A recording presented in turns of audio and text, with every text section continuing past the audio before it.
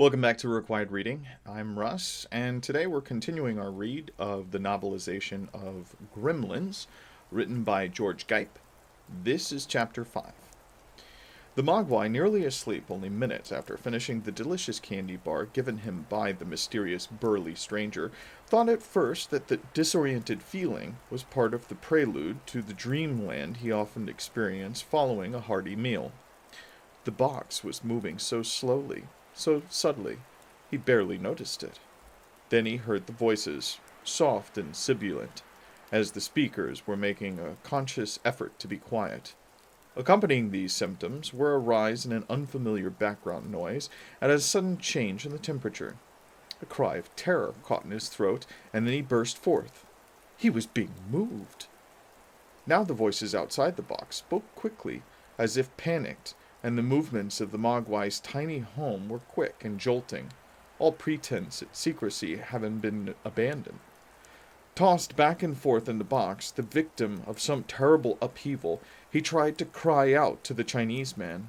Again and again he tried to form and pronounce the words of the strange language he heard so often. But, because of problems built into his species by Mogturmen, he was unable to admit more than a shriek of gibberish. He called out. Just when he began to think his body was about to shatter from the turbulence and dizziness he was experiencing, the box came to rest.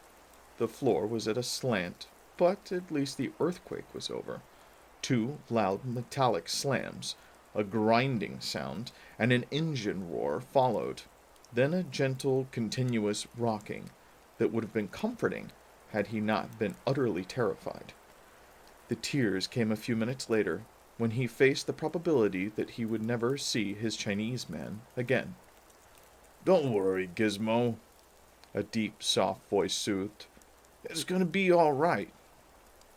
The edge of the burlap was lifted from the outside, admitting the sudden flash of a neon sign through the openings in the box.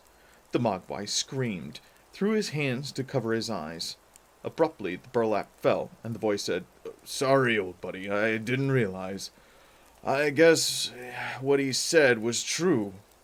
But don't worry, I'll be careful. We all will." It had happened again. He knew it would, of course, since by Earth life standards he was virtually immortal. These beings lived such brief lives. Why couldn't they hang on longer so that there would be less upheaval in his existence? He had been with the Chinese gentleman nearly 40 Earth years, and had seen him bend from a healthy and strong young man into a frail specter of his former self. Fortunately, the man's mind remained active and alert. They understood each other. The Chinese man knew the rules, even a few words of the Mogwai language, and seemed to sense much more. These transferals always threw him into such a fit of depression. He tried not to think of the numerous times he had barely escaped death because his owner knew nothing at all about his needs, or, knowing his needs, simply didn't care to see that they were provided for. Even worse were those who discovered his powers, and how was it possible these humans could be so dense, actually used him as a source of amusement? That they were amused only briefly before having to face the ultimate terror was of little solace to him. He merely wanted an enlightened caretaker, someone who would understand or was as responsible as the old gentleman. The burly man who was now transporting him heaven knows where, did not seem exactly responsible to the Mogwai. For one thing, he kept calling him Gizmo over and over, as if trying to have him accept his name or description. Yet the man knew his was Mogwai. The Chinese man had told him so.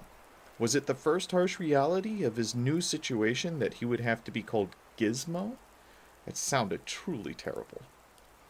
There were worse things, of course.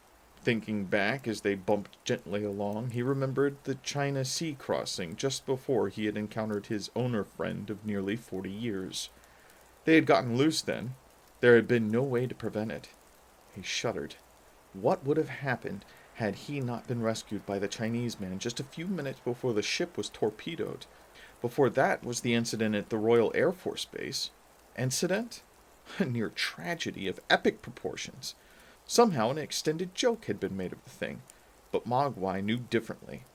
What would he do if it happened again? Probably nothing very much, as had been the case in the past, because he was largely powerless to act once it started. That's why the Chinese man had been such an exemplary guardian. Without being told, he seemed to know how important prevention was. Even better, he realized that Mogwai did not mind structures or avenues of freedom being closed off.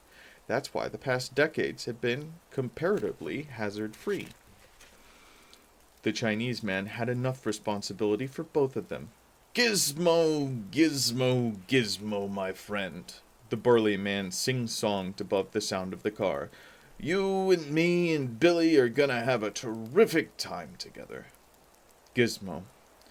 Yes, his Mogwai adaptability had already made him accept his new name. Sighed, pulled his giant umbrella-like ears over his face, and tried to sleep. A new life was beginning for him, and he just didn't want to think about it.